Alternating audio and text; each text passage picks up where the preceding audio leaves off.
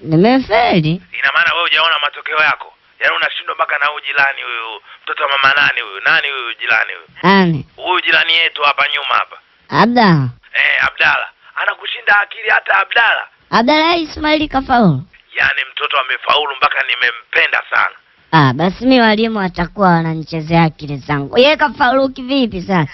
Kafaulu kivipi? Wewe unafikiri mwenzio zumbukuku kama wewe?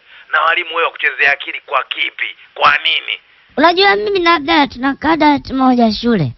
Kwa hiyo kila kitu mimi nachukua kwa Abdalla na paste na kukopi kwangu. Afu mimi ni feli ya faulu.